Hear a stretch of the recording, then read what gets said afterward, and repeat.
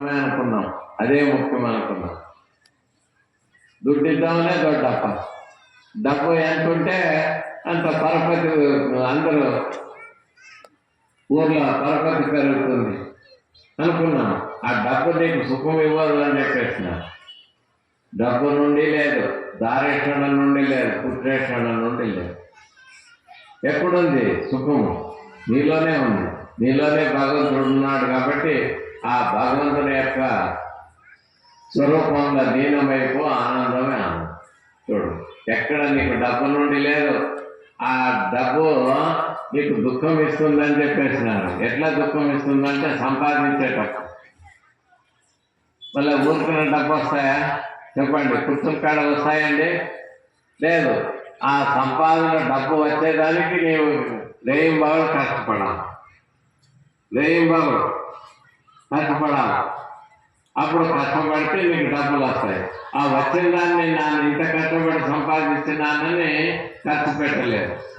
ఆ ఖర్చు పెట్టేటప్పుడు ఏదైనా ఖర్చు పెట్టేటప్పుడు వస్తే అబ్బా డబ్బు ఇంత పోతుంది కదా అని దుఃఖం. సంపాదించేటప్పుడు దుఃఖమే, దాన్ని వినియోగించేటప్పుడు దుఃఖమే, దాన్ని సంరక్షించేటప్పుడు దుఃఖమే. చూడండి, ఆ రెండింట్లో సంరక్షణ చేసేటప్పుడు దుఃఖం. తర్వాత మళ్ళీ నా డబ్బు ఇంకెక్కడ సుఖం అండి చెప్పండి? కాబట్టి డబ్బు నుండి లేదు, దానేశ్వరుడు నుండి లేదు, పుత్రేశ్వరుడు నుండి లేదు. ఎక్కడుంది సుఖము అంటే భగవంతుల్లో ఉన్నాడు. ఆ భగవంతుడు ఎక్కడున్నాడంటే నీలోనే ఉన్నాడు. కాబట్టి మనం బాగా స్నానం చేసుకొని శుభ్రంగా సుశీభూతమైనటువంటి ప్రదేశం, దాన్నే పూజాగృహం అని చెప్పినారు. చూడు, అక్కడ ఏం పని లేదు. భగవంతుని పూజ చేసేది అక్కడ పని. అక్కడ పోయి భోజనం చేయము, అక్కడ పోయి పండుకోము, ఏ పని చేయము. ఒక స్పెషల్గా పెట్టినాం పూజా గది. ఎంతసేపు భగవంతుని పూజించడం. ఆ పూజా గదిలో కూర్చొని ప్రశాంతంగా ఏకాగ్రతగా నీలో ఉండే ఆ శివుని కొలుచు అని చెప్పినారు. చూసుకుంటే కూర్చు, అంతర్ముఖం, ఏకాగ్రత. ఏ ఆలోచన రాకూడదు మనసులో, ఏ దాని మీద ధ్యాస ఉండకూడదు. ఆ భగవంతుడు మంత్రము నీవు ఒకటే ఉండాలి. ఎంతసేపు ఉంటావు అంతసేపు ఆనందమే. ఎంతసేపు ఉంటావు? బయటకు వస్తే అయిపోయాయి. ఇంకా ఇవే 3 గుణాలు: సాత్విక గుణము, రాజసిక గుణము, తామసిక గుణము. ఈ గుణాలు ఆవరించి సుఖ దుఃఖంలో నేను ముంచేస్తాను. పని అనుకున్నది అయిందా? బస్సు పోవాలనుకున్నావు, ధ్యానం చేసినంతసేపు సుఖంగా ఉన్నావు. బయట వస్తున్నా కానీ అమ్మ తిండి తయారు చేయలే. నేను ముందరే చెప్పినాను ఊరికి పోవాలని మీరు చేయలేదు, బస్సు టైం అయింది. చూడు, ఒకవేళ అమ్మ టైం సరిగ్గా చేసింది, కోపం మనిషి ఇంకా నాకు కొడతాడు, టైం సరిగ్గా చేసి పెడతామని చేసింది. తిన్నావు, తిని అప్పుడు బయటకు వచ్చినాము, బస్సు రాదు. ఈ పాడుగాని ఈ బస్సుకి ఏమొచ్చిందేమో రావు, సకాలానికి రావు. మేము అర్జెంట్ పోవాలంటే ఇట్లనే అవుతాయి. చూడు, ఆ బస్సు మీద కోపం, దుఃఖం, టైంకు రాలేదని. చూడు, సుఖము దుఃఖము. అయ్యిందా సుఖము, కాలేదా దుఃఖం. ప్రతి పని అంతే.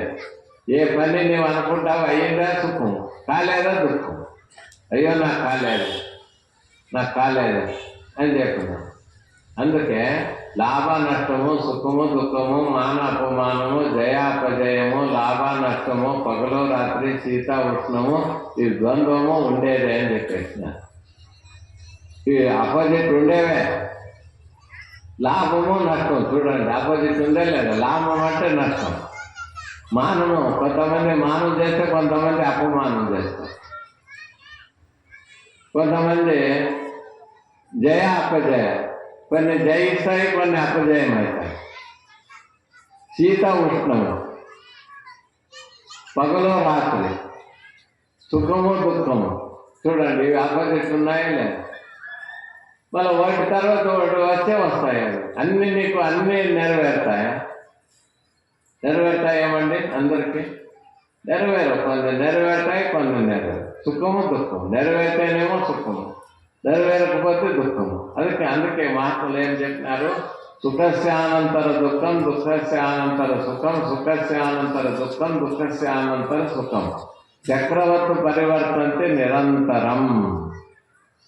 ఆ చక్రం ఎట్లా నిరంతరంగా తిరుగుతుందో ఆది అంత్యం లేకుండా, అట్లనే ఈ సుఖ దుఃఖాలు అనేటువంటివి మీకు తిరుగుతూనే ఉంటాయి జీవనంలో. సుఖము ఎప్పుడు ఉండదు, దుఃఖము ఎప్పుడు ఉండదు, అన్ని స్వీకరించాల్సిందే. ఇప్పుడు వర్షం ఎక్కువైనా మీరు ఊరుకుంటారో, తక్కువైనా ఊరుకుంటారో లేదు,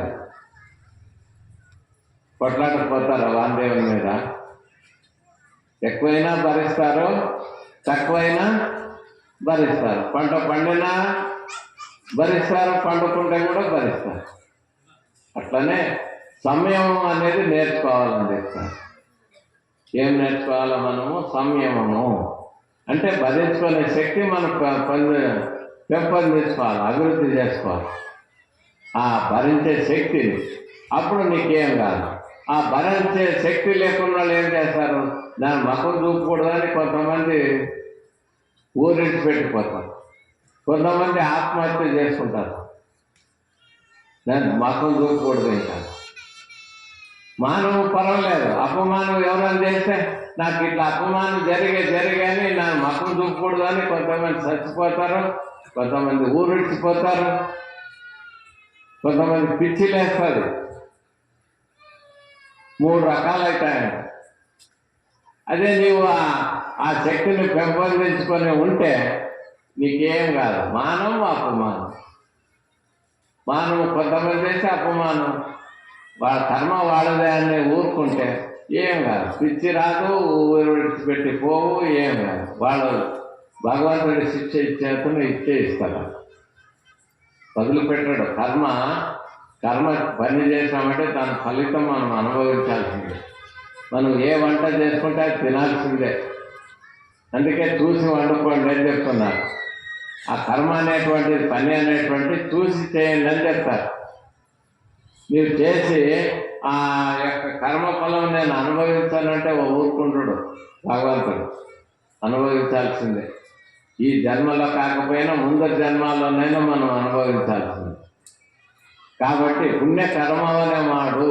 చూడండి, వచ్చి చెప్పినారు దాన్ని. వచ్చి పుణ్యకర్మవనే మాడు, పుణ్యకర్మమే చేయాలంట, పాపకర్మాన్ని చేయకూడదు అని చెప్తున్నారు. దురితమ నొల్లదిరు, ఆ చెడ్డ పని చేయొద్దు. శాంతర వడనాడు. చూడండి, మహాత్ముల యొక్క వడనాట పెట్టుకోవాలంట.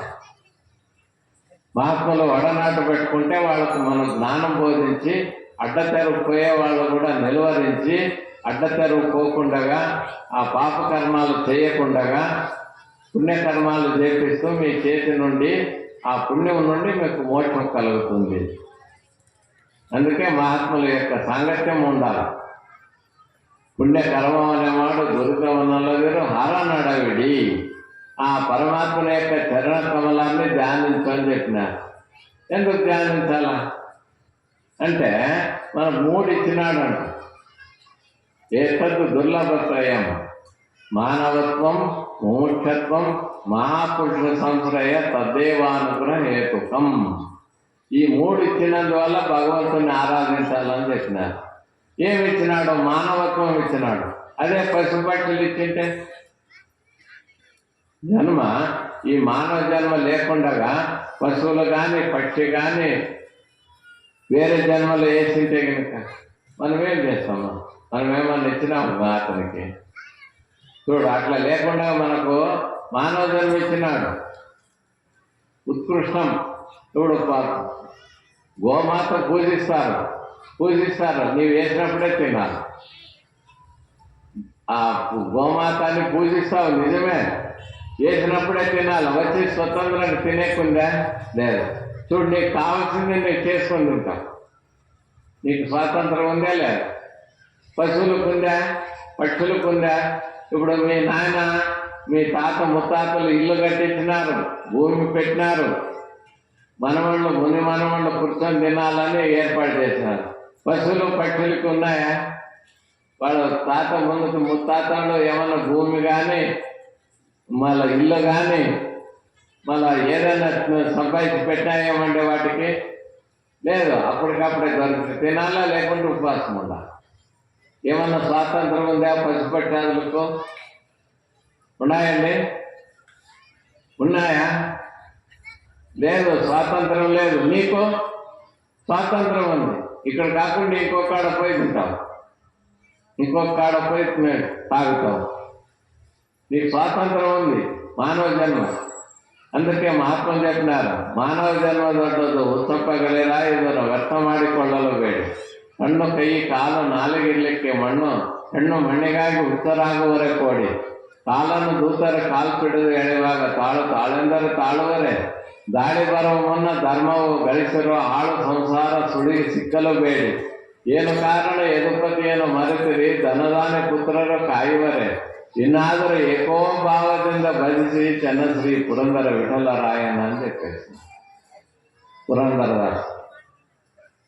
అయ్యా, మానవ జన్మ పెద్దది, మీరు ఎందుకు దీన్ని వేస్ట్ చేసుకుంటున్నారు? మళ్ళా రమ్మంటే రాదు, ఇది వచ్చిన దాన్ని సద్వినియోగం చేసుకోండి అని చెప్తున్నారు. ఈ యొక్క శరీరం ఉండే ఆ భగవంతుని యొక్క కార్యములు చేసి గురు సేవ చేసి ఆ యొక్క వాళ్ళ అనుగ్రహంతో మోక్షం పొందండి. ఇదే చావు లాస్ట్, ఇదే పుట్టుక లాస్ట్ కావాలి. ఈ రెండింటికి లాస్ట్ కావాలి. ఇదే జన్మమే మోక్షం పొందాలన్నమాట. అందుకే వాళ్ళు ఏం చెప్పినారు, మానవ ఏతద్దు దుర్లభత్రయం, మానవత్వం. ఎంతో మందిగా ఇప్పుడు 100 గ్రామంలో ఎంతమంది ఉన్నారండి జనాభా? ఎంతమంది ఉన్నారు? లిస్ట్, ఓటర్ లిస్ట్ ఎంతమంది ఉన్నారు? 2,500,000. 2,500,000 కాక ఇంకా ఓటర్ లిస్ట్ కాకుండా పిల్లలు ఎంతమంది ఉన్నారు? దండి ఉన్నారు. మళ్ళీ అంతమంది వచ్చినారా? మానవ జన్మ, మీకు మానవ జన్మ ఉంది, వాళ్ళకు మానవ జన్మ ఉంది. అందరూ వచ్చినారా? మహాత్ములు చెప్పేటువంటి 2 వాక్యములు విని మనం ఆచరించి తరించాలనేటువంటి ఉద్దేశం ఉండే వాళ్ళకి లేదు. ఎందుకంటే ఆ భగవంతుని కృప వాళ్ళ మీద లేదు. దానికి కూడా భగవంతుని కృప ఉండాలా. మానవ జన్మము రావాలంటే అతని కృప ఉండాలా. ఆ భగవంతుని యొక్క ధ్యానం చేయాలనేటువంటి బుద్ధి కూడా పుట్టాలంటే ఆ కృప ఉండాలి. భగవంతుడు మోక్షాపేక్ష కలగాలంటే ఆ భగవంతుడి కృప ఉండాలి. చూడండి, మీకు కలిగింది, మానవ జన్మము కలిగింది. మహాత్ములు చెప్పేటువంటి 2 వాక్యములు విని మనం తరించాలనేటువంటి బుద్ధి మీకు కలిగింది. ఈ 2 అయిపోయింది. మహాపురుష సంశ్రయ, జ్ఞానుల యొక్క సాంగత్యం కూడా మీకు లభించింది. చూడండి, మీ ఊరికి వచ్చి మహాత్ములు చెప్తున్నారా లేదు? మహాత్ముల దగ్గర మీరు వెళ్తున్నారా లేదు? ఈ 3 కలిగినాయి కాబట్టి భగవంతుని ధ్యానించాలని చెప్పినారు. ఆ భగవంతుడు మాకు 3 ఇచ్చినాడు కదా. కొత్త మానవ జన్మ ఇచ్చావు, 2 ఇవ్వకుంటే లాభమేమో. మోక్ష అపేక్ష లేకుండా, మహాత్ముల యొక్క సాంగత్యం లేకుండా ఉంటే ఈ లాభం ఏమేమో ఉందా? లాభం లేదు. కాబట్టి మనకు మోక్ష అపేక్ష ఇచ్చినాడు, మానవ జన్మ ఇచ్చినాడు, మహాత్ముల సాంగత్యం కూడా ఇచ్చినాడు.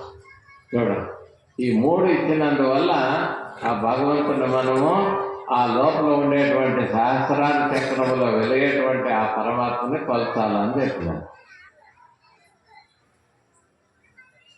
ఆ 3 ఇచ్చినాడంట. మనం ఆ కొలిచినందువల్ల మనకేం లాభం అంటే మోక్షం కలుగుతుంది, స్థిరమైన 10 మనకు దొరుకుతుంది.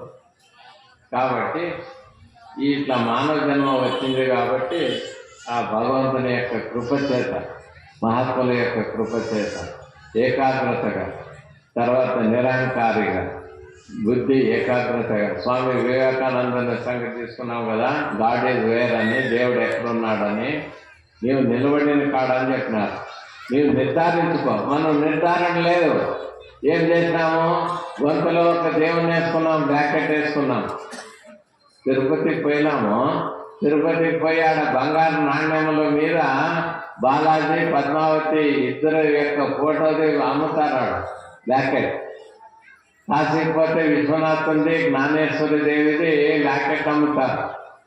శ్రీశైలానికి పోతే బ్రహ్మరాంబ ఈశ్వరునిది లాకెట్ అమ్ముతారు. ఆ లాకెట్ మంత్రాలయం పోతే రాఘవేంద్ర స్వామి లాకెట్ ఉంటాయి. ఆ స్వామి ముద్రించినవి లాకెట్ ఉంటాయి, పథకాలు. అవి తీసుకొని గొంతలో కట్టుకున్నాడు. చూడు, జగల మీద ఒక దేవుని పెట్టినాడు, గొంతలో ఒక దేవుని పెట్టినాడు, గేర్లో ఒక దేవుని పెట్టుకున్నాడు. వద్దని కాదు, భగవంతుడు అన్ని చోట్ల ఉన్నాడు అని నిర్ధారించుకోమని చెప్తున్నాడు. నీవు ఎక్కడ నిర్ధారిస్తే అక్కడే ఉంటాడు అనేదానికి. మనం ఏం చేసినాము? నిర్ధారణ లేదు. చూడు, గొంతులు వేసుకున్నాము, జగల మీద ఒకటి పెట్టుకున్నాము, గేర్లో ఒకటి, మళ్ళా కాసిపోతాం. ఆడున్నాడు. నీవు ఎక్కడెక్కడ ముందర పంపిస్తావో అక్కడ ముందర పోతాడు. మళ్ళీ అక్కడ నుండి ఇంకొక ఉన్నాడు అంటే మళ్ళీ అక్కడికి పోతాడు. కాబట్టి స్వామి వివేకానంద ఏం చెప్పినారు? నీవు నిలబడిన కాడ నీ మనసు నిర్ధారణ చెయ్యి. ఈడున్నాడంటే ఈడే ఉన్నాడు. వాల్మీకి మహర్షి పోయినాడు, అట్లా తిరిగాడినాడు లేదు, నిర్ధారించుకున్నాడు. మన లోపల ఆత్మారాముడు లోపల వెలుగుతున్నాడని నిర్ధారించుకొని ధ్యానించుకుంటూ కూర్చున్నాడు. అక్కడ కనపడినాడు, అతను వాల్మీకి మహర్షి అయిపోయినాడు. మనకు నిర్ధారణ లేదే, ముందర పంపిస్తున్నాము. శ్రీశైలం ఉన్నాడని అన్నాము, శ్రీశైలం ఉన్నాడని పోయినాము, అక్కడ దర్శించుకున్నాము, మహానందికి వచ్చినాం, మళ్ళీ అక్కడ ఉన్నాడు. చూడు, శ్రీశైలం లేదు ఒక్కటే కదా, మళ్ళీ మహానందికి వచ్చిన వాడున్నాడు. మళ్ళీ ఈటికి వచ్చినా లేదా దేవుడు. మళ్ళీ ఈడ నుండి ఏం చేసినాము? ఇంకా ఇంకొక దేవునికి పోయినాము, తిరుపతి వెంకటరమణకు పోయినాము. అక్కడ నుండి వెంకటరమణ మళ్ళీ ఆటికి పోయినాడు, తిరుపతికి పోయినాడు. నీవు ఎట్లా ముందు ఒప్పిస్తావు అట్లా పోతున్నాడు భగవంతుడు. నీవు ఎట్లా పంపిస్తున్నావు అట్లా ముందరకు పోతున్నాడు. మళ్ళీ నిర్ధారణ లేదు కదా నీకు. అందుకే స్వామి వివేకానందులు ఏం చెప్పినారు? నీవు నిర్ధారించుకో, నీవు నింతల్లి, నీవు ఎక్కడ నిలబడతావో అక్కడే ఉన్నాడు అని చెప్పినాడు. అంటే నీ మనసు నిర్ధారణ చేయి, ఈడున్నాడంటే ఇక్కడే ఉన్నాడు. అప్పుడు ఆ సుబుద్ధితో నిశ్చయించుకొని ఆ సహస్రార చక్రంలో వెలిగేటువంటి స్వరూపాన్ని మీరు ఏకాగ్రతగా, మనసు స్వచ్ఛంగా, నిర్మలంగా, ఏకాగ్రతగా, నిరహంకారిగా ఆ యొక్క భగవంతుని చూస్తూ ఉంటూ ఆ యొక్క వెలుగు, ఆ వెలుగు వెలిగేటువంటిది పరబ్రహ్మ స్వరూపం, పరమాత్మ స్వరూపం కనపడు. చూడు, ఎక్కడ పోయే పనే లేదు. ఎల్లియాన పరమాత్మ అని ప్రశ్న చేసినారు తత్వపదంలో. తత్వపదంలో ఏం చెప్పినారు? ఎల్లియాన పరమాత్మ అంటానని దాంట్లోనే ఆన్సర్ చెప్పినారు, ఉత్తరం దాంట్లోనే చెప్పినారు. ఏమన్నారు? బల్లంతా శరణర బల్లియాన. చూడు, దాంట్లోనే చెప్పేస్తారు. బల్లంతా ఎవరు తెలుసుకుంటారో వాళ్ళ దగ్గరే ఉన్నాడు అని చెప్పినారు. మీరు తెలుసుకోలేదు కాబట్టి, నీలో ఉండే పరమాత్మ తెలుసుకోలేదు కాబట్టి, ఆడ కైలాసంలో ఉన్నాడు, వైకుంఠంలో ఉన్నాడు, సత్యలోకంలో ఉన్నాడు, శ్రీశైలంలో ఉన్నాడు, అక్కడ రామేశ్వరంలో ఉన్నాడు, కాశీలో ఉన్నాడు, గయలో ఉన్నాడు, ప్రయాగలో ఉన్నాడని భ్రమ పట్టి తిరుగుతున్నారు. తిరుగు అని పెట్టాడు అంతే. ఆ భ్రమతోటి తిరుగుతున్నావు. ఆడున్నాడు, ఈడున్నాడు, ఆడున్నాడు, ఎక్కడా లేడు, నీకు ఎక్కడా కనపడు. నీలోనే ఉన్నాడు. ఆ నీలో ఉండే భగవంతుని ఎడిచిపోతున్నాం. అందుకే దీనికి ఒక దృష్టాంతం చెప్తున్నా. ఒక ఆయమ్మ ఉగాది పండుగ వచ్చిందని స్నానం చేయాలని, అప్పుడు నీళ్లు తల మీద నుండి పోసుకోవాలని ఆ ముక్కులో ఉండే ముక్కు పుడక తీసి చేయాలా, ఇది నీళ్లు దిగి చెడిపోతుందని ఆ ముక్కు పుడక తీసే లోపల జారి పడిపోయింది. తీసి స్నానం చేయాలని తీసింది, తీసే లోపల పడిపోయింది, జారి పడిపోయింది. ఎక్కడ వెతికితే కనపడదు. ఎక్కడ వెళ్తుంది? దొరకదు. అప్పుడు ఏం చేసింది? అప్పుడు బడబడ స్నానం చేసుకొని అప్పుడు ఏం చేసింది? జ్యోతిష్కుల దగ్గర పోయింది. అయ్యా, నేను స్నానం చేసేటప్పుడు నా ముక్కు పడక పడిపోయింది, మళ్ళా ఆ నత్తు పడిపోయింది, ఎక్కడ పోయిందో చెప్పు నీవు జ్యోతిష్యం. మనం ఏదైనా వస్తు పోగొట్టుకుపోతే పోతామో లేదు అడిగే జ్యోతిష్యులు దగ్గర. అట్లనే అయమ్మ ఆకులు ఒప్పులు దక్షిణ 2 ఊదిరికడ్లు అన్నీ తీసుకొని శాస్త్రి దగ్గర పోయింది. పోయి నా స్నానం చేసేటప్పుడు నా ముక్కు పడకపోయింది, ఎక్కడ కనపడదు, అది ఏడపోయింది చెప్పు నీవు అని పోతే అతను నవ్వుతున్నాడు. శాస్త్రి నవ్వుతున్నాడు. ఈ అమ్మ అడుగుతుంది, అయ్యో నాది ఇంత విలువైనటువంటి ముక్కు పుడకపోయిందే. ఈ శాస్త్రి నవ్వుతున్నాడు కదా, ఇతనికేమో హాస్యాస్పదంగా అయిపోయింది అని, ఏ శాస్త్రి ఏడపోయింది చెప్పంటే నీవేం నవ్వుతుండవు అన్నాడు. అతనికి కనపడుతుంది ఆ ముక్కు పుడక ఏడుండేది అతను కనపడుతుంది కాబట్టి నవ్వుతున్నాడు. అప్పుడు ఇంట్లోన పెళ్ళాము చెప్పినట్టు శాస్త్రి, ఏమే అర్థం తీసుకురా అన్నాడు. ఇతనికి మంచి సోకి ఉన్నట్టుండదు, అర్థం ఎప్పుడు పడితే అప్పుడు చూసుకొని అని ఆవిడ అన్నాడు. లేదే తీసుకురా పని. అప్పుడు అర్థం తీసుకొచ్చి ఆ శాస్త్రి ఆయమ్మకి ఇచ్చినట్టు చేతి, చూసుకోమా నీ ముక్కు పుడికి ఆడుందంటే ఆడే ఉంది, ఆ తాడికి దిగుబడింది అన్న.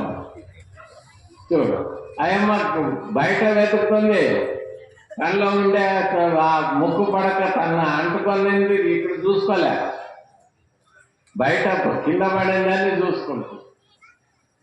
అప్పుడు అత్తమ్మ ఆ శాస్త్రి అత్తమ్మ ఎదురు పెట్టేటప్పటికి అయ్యో ఈడే ఉంది కదా, నేనంటే తెలివి తక్కువదానని వెళ్ళిపోయిందంటే. అట్లనే ఆ అమ్మ తెలివి తక్కువగా ఆ యొక్క ముక్కు పుడక తనలో ఉండేది చూసుకొని తీసుకొని వెళ్ళిపోయిందో, అట్లనే మనం కూడా మనలో ఉండే దేవుని వదిలేసి మనం కూడా బయట వెతుకుతున్నాం. ఆయమ్మ బయట ఎట్లా ముక్కు పుడకను వెతికిందో అట్లా బయట దేవుని బయట వెతుకుతున్నాం. అక్కడున్నాడు, ఇక్కడున్నాడు, ఇక్కడున్నాడు, అక్కడ ఉన్నాడు, ఎక్కడున్నాడు. దొరికింది ఆయమ్మకి ముక్కు పుడక దొరికిందా? దొరకలేదు. ఎప్పుడైతే ఆ అద్దంలో తనలో దగ్గరే ఉండే ముక్కు పుడకను అద్దంలో చూసుకుంటే అయ్యో ఈడే ఉంది, చూడు దొరికింది.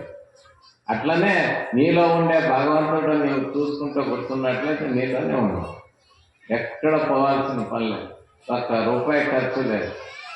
ఇది వదిలేసినాము మనం ఎక్కడెక్కడో తిరుగుతున్నాం. కాబట్టి మనం ఏ పని చేసినా కూడా ఆ భగవంతుని నామస్మరణ చేస్తూ ఆ భగవంతుని తలుచుకుంటూ చేసి ఆ యొక్క లీలలో భగవంతుని లీలలో ఉన్నట్లయితే మనకు అతని కృప కలుగుతుంది, మనం సుఖ సంతోషాలతో ఉంటాము, మనకు మోక్షం కూడా కలుగుతుంది.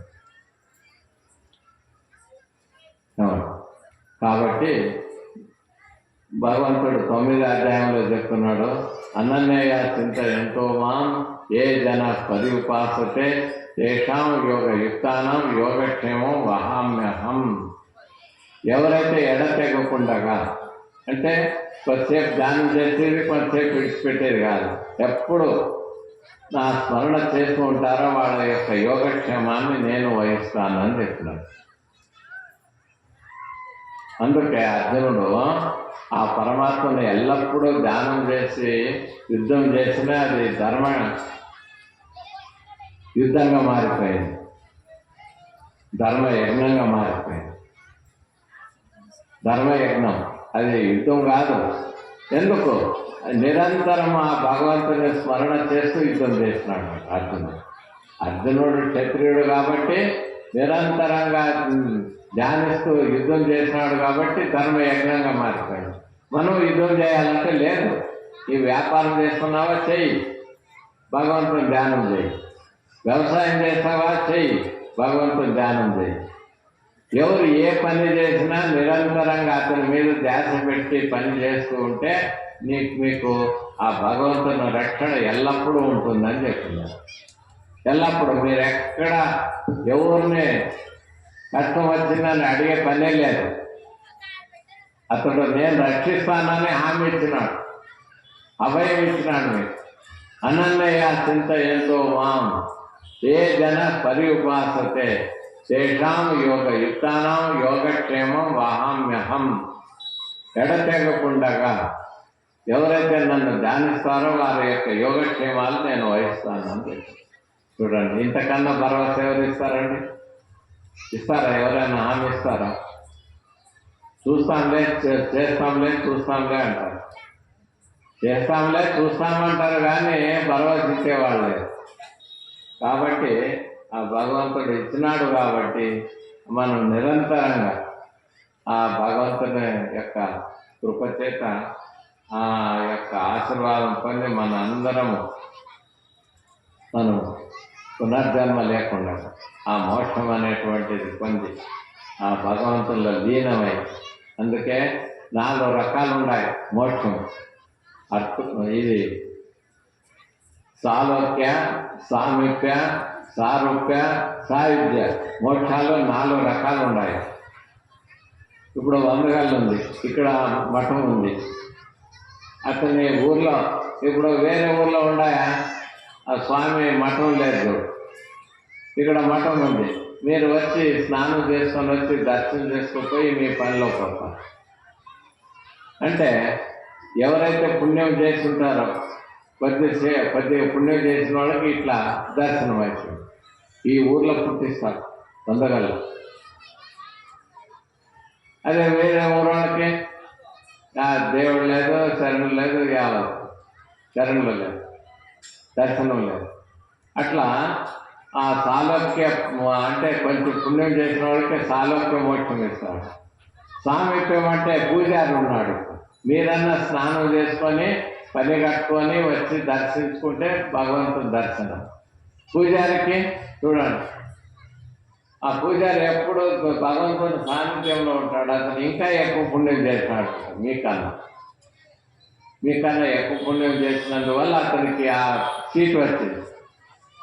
అక్కడ తిరిగినా స్వామి దర్శనం, ఇక్కడ తిరిగినా స్వామి దర్శనం. చూడు, ఇప్పుడు తిరుపతికి పోతారు, మీరు పోతారు, దర్శనం చేసుకుంటారు, అయిపోయాయి. వచ్చేసిన తర్వాత ఆ దర్శనం లేదు. పూజారికి రోజు పక్కలోనే ఉంటాడు, స్వామి పక్కలోనే. మళ్ళీ అతను పుణ్యం చేసినాడు కాబట్టి అతనికి ఆ సీటు దొరుకుతుంది.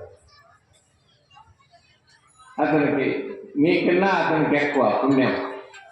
తర్వాత సామీప్యం అంటే భగవంతునిలో అతని దగ్గర అతని ఆభరణమై ఉండేది, అతనిలో దగ్గర ఉండేది.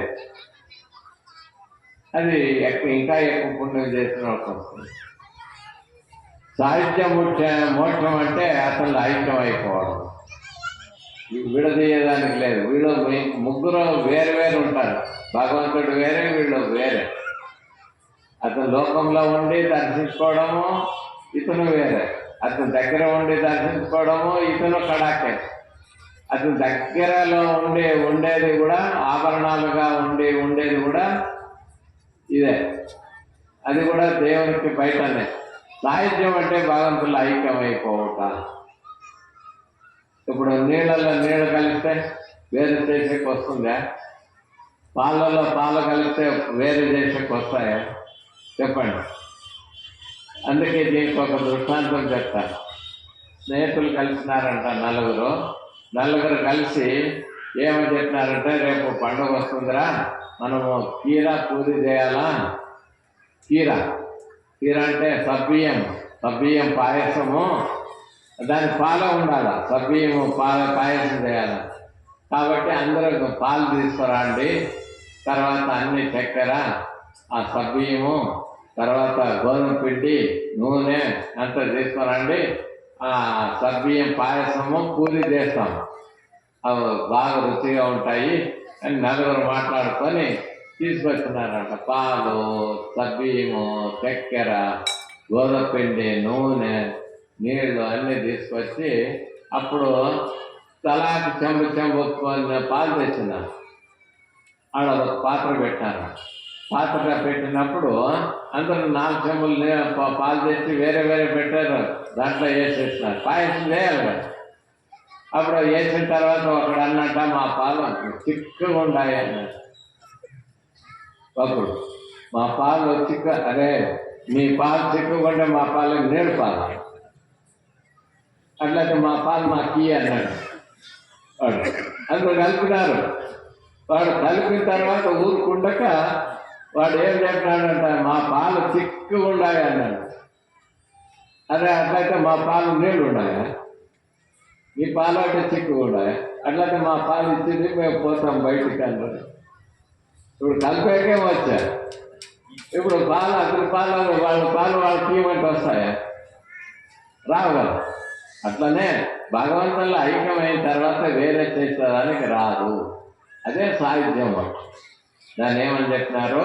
సాయుధ్య మోక్షము, సాలోక్య మోక్షము, సామీప్య మోక్షము, సారూప్య మోక్షము, తర్వాత సాయుధ్యం. సారూప్యం అంటే భగవంతుడు రూపకంగా ఉండేది.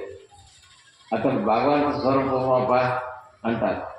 భగవంతుడు కాదు, భగవంతుడు స్వరూపం ఉన్నట్లప్ప అతని అంటారు. అట్లనే సాలోక్య, సారూప్య, సామీప్య, సాయుధ్య భగవంతుల్లో లీనమైన తర్వాత వేరే కాదు. ఈ ముగ్గురికి మళ్ళా పునర్జన్మ ఉందంట. సాలోక్య మోక్షం పొందిన వాళ్ళకి, సారూప్య మోక్షం పొందిన వాళ్ళకి, తర్వాత సామీప్య మోక్షం పొందిన వాళ్ళకి పునర్జన్మ ఉందంట. మళ్ళా పుట్టకుంది. ఎవరైతే సాయుధ్య మోక్షం పొందుతారో వాళ్ళకి మోక్షం లేదు. ఇది మా మోక్షం, ఇంక పునర్జన్మ లేదు వాళ్ళు. కాబట్టి మనం ఏం చేయాలా? బ్రహ్మవిత్ బ్రహ్మై భవతి. ఆ పరమాత్మను ధ్యానం చేసి చేసి చేసి అతనిలో లీనమైపోవాలి. అమ్మవారిని ధ్యానం చేసి చేసి అమ్మే నీవు నీవే అమ్మ అయిపోవాలి. ఇది చూడాలి. ఇది సాహిత్య మోక్షం అంటే. అమ్మే నీవు నీవే అమ్మ శాంభవి. ఆ విధానంగా నీవు ధ్యానం చేయాలి. ధ్యానం నిరంతరం ధ్యానం చేసి చేసి చేసి చేసి ఆ స్వరూపమే అయిపోవాలి అని చెప్పేస్తారు. కాబట్టి నిర్మలాత్మీయులారా, మనం అందరం కూడా మానవులై వచ్చినామంటే ఎందుకు వచ్చినాము? కేవలం డబ్బు సంపాదించడం, బిడ్డలు కనడం వరకే కాదు, ధర్మబద్ధంగా నడుచుకోవాలి. నీవు అధర్మబద్ధంగా నడుచుకుంటే నీకు దొరకదు, శాంతి దొరకదు. నీవు ఏ దేవుడి దగ్గర పోయినా దొరకదు. ఎవరు దేవత చెప్తారంటే నీవు 100 పొడిలో కోసినా నీకు దొరకదు శాంతి.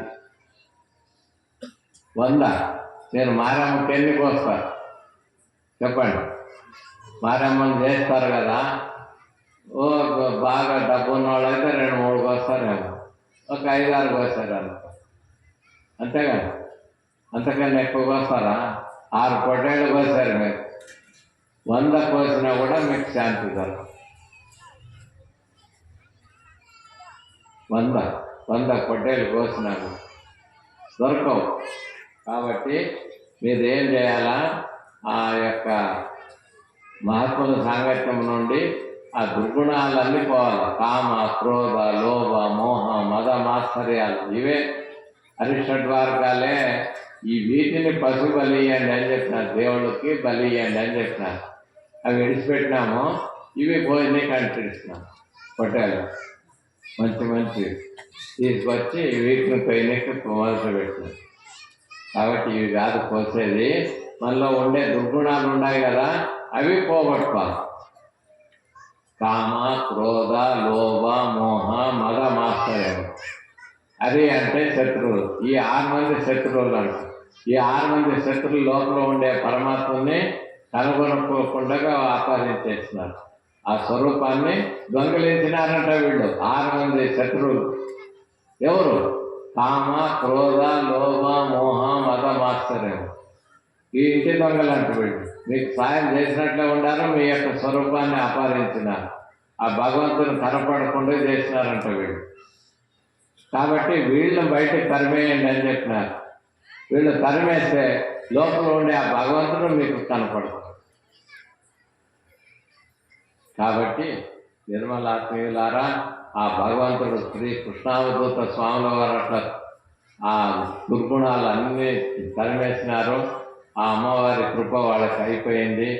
ఆ కృష్ణావధూత స్వాముల వారు జన్మించినటువంటి పుణ్య భూమి ఇది వందగల్ల గ్రామం. అంటే మన అందరం కూడా జ్ఞానవంతులై ఉండాలి. మహాత్ములు కృష్ణావధూత స్వామి ఒక్కతనే కాదు, ఇక్కడ ఉండే వాళ్ళందరూ కూడా వాళ్ళు చెప్పిన రస్తాల్లో వాళ్ళు చెప్పిన మార్గంలో నడిచి మనం కూడా జ్ఞానవంతులై, మహాత్ములు ఎట్లా అయినారో వాళ్ళు, మనం కూడా అట్లా జ్ఞానవంతులై జగత్యానికే మనం ఆదర్శప్రాయంగా ఉండాలి.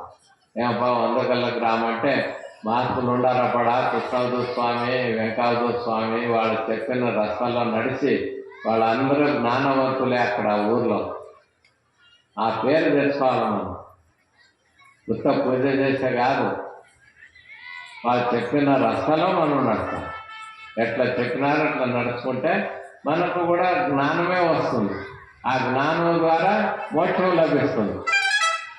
పునర్జన్మ లేదు ఇంకా, మోక్షం. కాబట్టి నిర్మల ఆత్మీయులారా, స్వాముల వారి మన కృష్ణావధూత స్వాముల వారి పుణ్యాశ్రమం ఏర్పరిచి తర్వాత ఆ స్వాముల వారికి రథోత్సవం కూడా ఈ సంవత్సరం ఇంకా నూతనంగా ఒక రథం కూడా ఏర్పరిచినారు. భక్తులు అందరూ ఉత్సాహంగా 16వ రథోత్సవం ఏర్పరిచినారు మీ వందగల గ్రామ భక్తులు. దానికి అందరూ కూడా ఆజుబాజు ఉండే గ్రామాలు కూడా పాపం సహకరించి అందరూ వచ్చి ఈ యొక్క శుభ సందర్భమున భగవంతుడు శ్రీకృష్ణ భగవంతుడు అర్జునునికి చెప్పినటువంటి భగవద్గీతలో చెప్పినటువంటి కొన్ని వాక్యంలో మీరు విన్నారు. మీ అందరికీ కూడా ఈ కార్యక్రమంలో పాల్గొన్న మీ అందరికీ, మీ కుటుంబానికి, మీ బంధుమిత్రాదులందరికీ కూడా శ్రీ గురుదేవుల శ్రీ సద్గురు కృష్ణావధూత స్వాముల వారి కృపాశీర్వాదము, శ్రీ సద్గురు వెంకటావధూత స్వాముల వారి కృపాశీర్వాదము, శ్రీ బగళాంబదేవి యొక్క కృపాశీర్వాదము మీ మీద ఉండి ఆయురారోగ్య ఐశ్వర్యము, సుఖము, శాంతి, మోక్షము ఇచ్చి ఎల్లవేళల కాపాడుగా అని దీవిస్తూ ఇప్పుడు సమయం అయిపోయింది. ఎందుకంటే పిల్లలు కూడా చూడాలి కదా, పాపం చిన్న పిల్లలు వేసుకొచ్చినారు. వాళ్ళ భోజనం ఇంట్లో ఉంటే ఇంతసేపటికి భోజనం చేసి పండుకుంటుంటారు పిల్లలు. మనమేమి ఎంతసేపు అయినా కూర్చుంటాం. వాళ్ళ దృష్టి కూడా ఉండాలి కదా. పాపం అమ్మ వాళ్ళు మహాత్ములు వచ్చినారు, లేకుంటే గ్రామ పెద్దలు ఏమన్నా అనుకుంటారని కొంతమంది, మళ్ళీ తెలుసుకుందామని కొంతమంది, ఏ విధానంగా ఒక విధానంగా మీరు అందరూ వచ్చి కూర్చొని ఆ భగవంతుని యొక్క వాక్యములు విన్నందువల్ల మీ అందరికీ మరొకసారి ఆయురారోగ్య ఐశ్వర్య సుఖశాంతులు ఇచ్చి ఎల్లవేళల కాపాడుగా అని చెప్తూ ఇప్పుడు ఉత్తర గురు స్తోత్ర మూలకంగా ముగిస్తాం. ఇది ఒక్క రోజుతో అయ్యేది కాదు. మోక్షం అంటే శాస్త్రం ఒక్క రోజుతో అయ్యేది కాదు. అందుకే ఒక డాక్టర్ దగ్గర పోయినాడు, ఇదొకటి చెప్పి ముగిస్తాము. ఒక డాక్టర్ దగ్గర పోయి, అయ్యా నాకు బలం లేదు, బలం వచ్చేదాన్ని టానిక్ ఇవ్వమని అడిగినాడు. నాకు బలం లేదు, టానిక్ నాకు మంచి టానిక్ ఇయ్యి బలం వచ్చేటట్టు అంటే సరేలే అని ఒక 200 ml టానిక్ సీసా ఇచ్చి, దీని రోజు భోజనం అయిన తర్వాత 2 చెంచాలు ఔషధం, టీపొడి చెంచా ఉంటుంది కదా, ఆ టీపొడి చెంచా నిండా 2 చెంచాలు ఔషధము, 4 చెంచాలు నీళ్ళు వేసుకొని తాగాయా అని ఇచ్చినాడంట. ఆ 200 బాటిల్ అంటే ఇంత ఉంటుంది, ఇంత పొడి ఉంటుంది. అప్పుడు అది తీసుకొని ఎగాదిగా చూస్తున్నాడు. ఎగాదిగా చూస్తుంటే, ఏమయ్యా ఏం చూస్తావన్నాడు. స్వామి, నేను ఇంత పొడవు బాటిల్ కొడతాను రోజు, ఇది ఇంత ఇచ్చి దినాము 2 చెంచాలు వేసుకోమంటావు, ఇది ఎక్కడ సరిపోతుంది నాకన్నాడు. రోజు ఇంత పొడవు బీరు బాటిల్, ఫుల్ బాటిల్ కొడతాను నేను, నీవేమో 2 చెంచాలు ఔషధము, 4 చెంచాలు నీళ్ళు అంట. మళ్ళా దాన్ని తాగమంటావు, నాకు ఎక్కడ సరిపోతుంది అన్నాడంట. అయ్యా, అది తాగితే తాగినావు కానీ తాగితే యమలోకానికి పోయేది అన్నాడు. ఈ మందు గిరికి కొట్టామంటే సీదా పోయేది అక్కడికి అని చెప్పినాడు. అంటే ఏమి, మన బలం రావాలంటే ఒక్కరోజు వచ్చేది కాదు. రోజు ఆ టానిక్ 2 చెంచాలు మందు, 4 చెంచాలు నీళ్ళు పూటకు తీసుకుంటూ ఉంటే ఒక నెల రోజుల కల్లా బలం వస్తుంది. నెల రోజులు తాగాలి. అట్లనే ఈ రోజు 1 రోజు 2 రోజులు వింటే శాస్త్రము సరిపోదు. మహాత్ములు అప్పుడప్పుడు పిలిపియాలా, అప్పుడప్పుడు వింటుండాలా.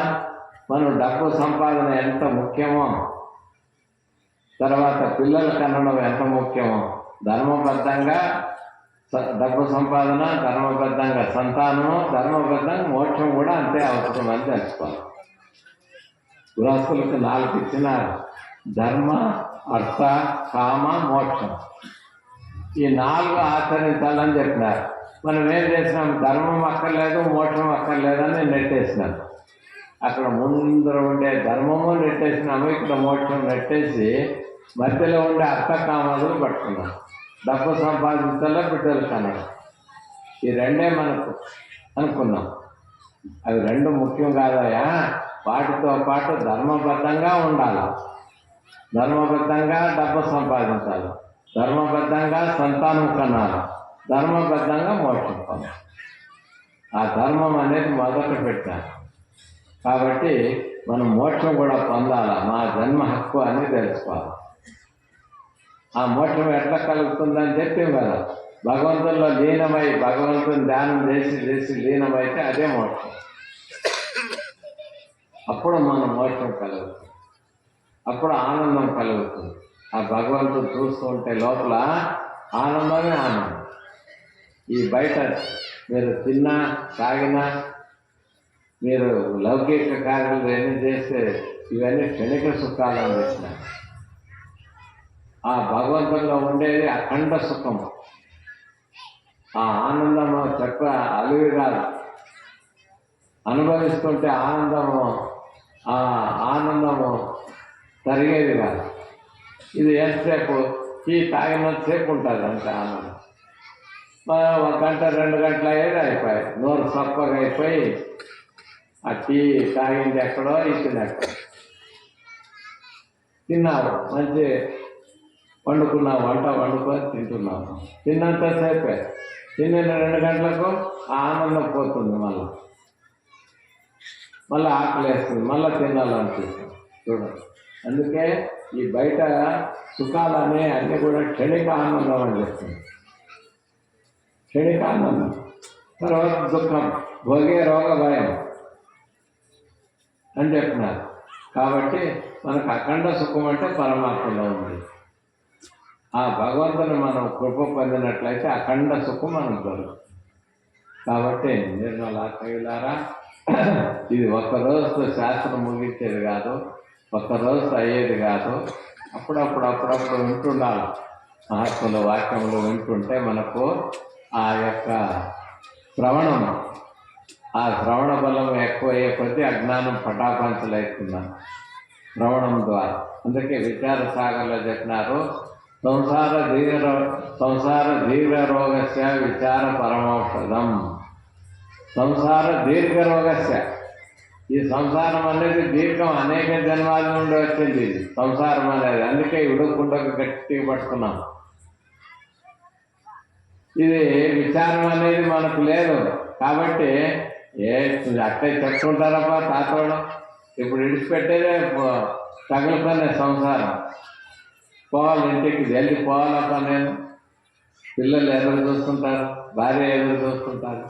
ఆ పని చేయాలి, ఈ పని చేయాలి. చూడు, ఇప్పుడు ఏం కూర్చున్నంతసేపు ఉన్నారు, ఇప్పుడు ఇడుస్తుండగానే తగులుకుంటారు. అది ఎందుకు? అనేక జన్మాదుల నుండి వచ్చింది, అది ఈ జన్మలో కాదు. కాబట్టి అది వదిలేసుకోవాలంటే విచారం. ఆ విచారం ఎక్కువ చేసుకుంటే అది పటాపంచలు అయిపోతుంది. అది ముఖ్యం కాదు, దేవుడే ముఖ్యం, భగవంతుడే ముఖ్యం అని అతను ఆరాధిస్తాము. అప్పుడు ఇక్కడ అవుతారు. ఆ విచారం శక్తి మీలో పెరగాలంటే వింటూ ఉండాలి. భగవంతుడు చెప్పినటువంటి వాక్యంలో వింటూ ఉంటే మనకు ఆ శక్తి వస్తుంది, శక్తి సామర్థ్యాలు వస్తుంది. కాబట్టి నిర్మలారా, శ్రీ సద్గురు కృష్ణావధూత స్వాముల వారి పుణ్యాశ్రమంలో 16వ రథోత్సవ కార్యక్రమం సందర్భముగా భగవద్గీత కార్యక్రమం ఏర్పరిచినారు. ఇంతవరకు మీరు ఆ భగవంతుడు చెప్పినటువంటి వాక్యంలో విన్నారు. మీ అందరికీ కూడా మరొకసారి ఆయురారోగ్య ఐశ్వర్య సుఖశాంతులు ఇచ్చి ఎల్లవేళలా కాపాడుగా కనిపిస్తూ, ఇప్పుడు మనం ఆ ఉత్తర గురుస్తోత్రం మూలకంగా మనము ఈ యొక్క కార్యక్రమాన్ని వివరిస్తాం. ఓం గురు బ్రహ్మ గురు విష్ణు, ఓం గురు బ్రహ్మ గురు విష్ణు, గురుదేవో మహేశ్వర, గురుదేవో మహేశ్వర, గురు సాక్షాత్ పరబ్రహ్మ, గురు సాక్షాత్ పరబ్రహ్మ, తస్మై శ్రీ గురవే నమః. ఓం సహనా భవతు, సహనౌ భునక్తు, సహ వీర్యం కరవావహై, తేజస్వినావధీతమస్తు, మా విద్విషావహై. ఓం శాంతి శాంతి శాంతి. నమః పార్వతీశ్వర హర మహాదేవ.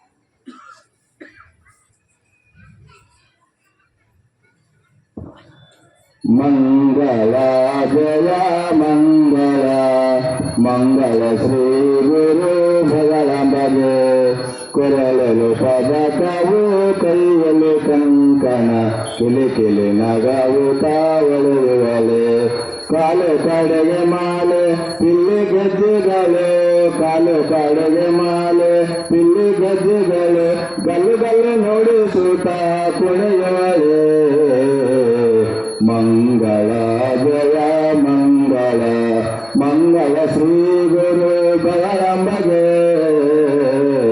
ಗುರುಡೆ ಬಾವಿಲಿ ಲಿಪಿ ಲಿಪಿ ಲಿಪಿಸುತ್ತ ವಾಲೆ ಕೊಪ್ಪುತ್ತ ಯುತ್ತಿಹಳೆ ಮುತ್ತೆ ಮಾಣಿಕ್ಯಾಯ ಕವಳೆಯಾಸರ ಎಣಕೆ ಇಲ್ಲದೆ ಧರಿಸಿದವೋ ಮೋಗುಲು ಮೋಗುತಿ ರಾಗುತಿ ಚೌರವು ಮೋಹನ ತಿಲಕವು ಯುತ್ತಿಹಳೆ ಬೇಗಾರಾಗದೆ ಯೋಗ ಮಂಟಪದವೇ ಪದ್ಮಾಸನದಲ್ಲಿ ಕುಳಿತಿಹಳೆ ನಡುವೆಗೆ ಒದ್ದಾಣ ನೆಸರಲು ಕುಂಕುಮ ನಾನಾಭರಣವು ಧರಿಸಿದಳು ರೂಢಿಯಲು ಗುರು ಭಕ್ತರ ಸಲಹುವ ಬರೆಯಲು ಬಂದಗಲ್ಲೋ ವಾಸರೇ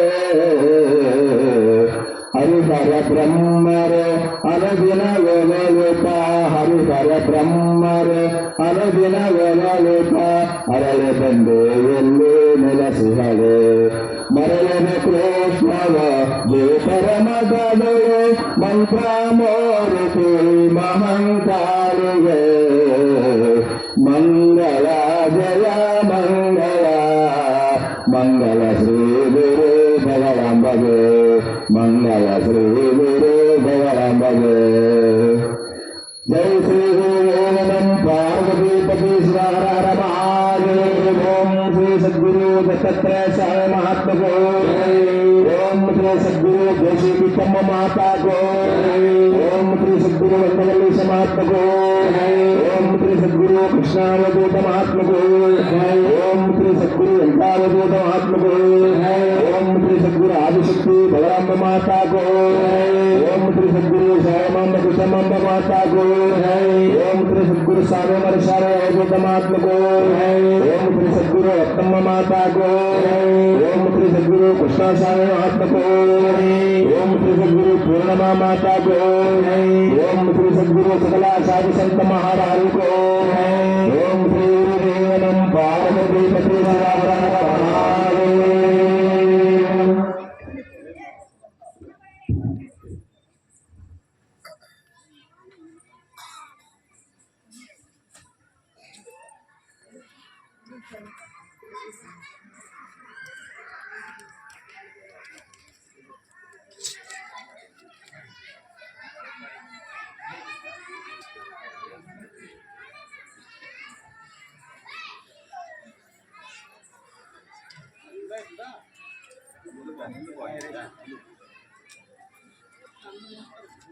ముందు